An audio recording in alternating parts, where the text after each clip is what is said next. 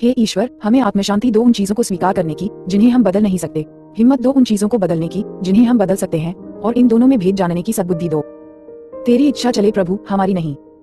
सिर्फ आज के दिन फरवरी 23 संदेश और संदेशवाहक। हमारी सभी परंपराओं का आध्यात्मिक आधार अनामिकता है, जो हमें सदा सिद्धांतों को व्यक्तित्व से पहले रखना याद दिलाता है।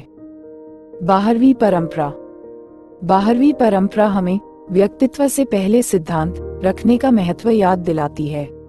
सुधार कार्यक्रम की मीटिंगों में इसे यूं कहा जा सकता है, संदेशवाहक के व्यक्तित्व को मत देखो। हम आमतौर पर संदेश और संदेशवाहक में उलझ जाते हैं, और मीटिंग में कोई हमारे साथ अगर अपने कुछ एक विचार या अनुभव बांटता है तो हम उसे नकार देते हैं, क्योंकि मीटिंग में बोलने वाले व्यक्ति के साथ हमारी व्यक्तिगत अनबन है।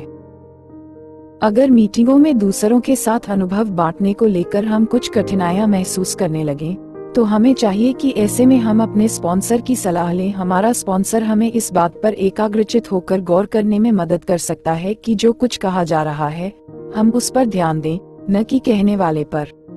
हमारा स्पॉन्सर हमारी उस खुन्नस को दूर करने में भी हमारी मदद कर सकता है, जो हम किसी व्यक्ति विशेष में उसके सुधरने के अनुभवों को सुनते हुए पाल रहे हैं।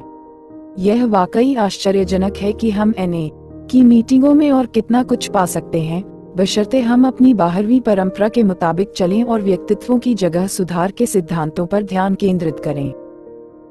सिर्फ आज के दिन मैं आज की एनए मीटिंगों में अनामता के सिद्धांत पर अमल करूंगा। मैं सुधार के संदेशों पर ध्यान केंद्रित करूंगा, संदेशवाहक के व्यक्तित्व पर नहीं। हे ईश्वर, हमें आत्मशांति दो उन चीजों को स्वीकार करने की जिन्हें हम बदल नहीं सकते, हिम्मत दो उन चीजों को बदलने की जिन्हें हम बदल सकते हैं, और इन दोनों में भेद जानने की सद्बुद्धि दो। तेरी इच्छा चले प्रभु, हमारी नहीं। Thanks for watching. Like, make sure, subscribe at j train dot underscore 91.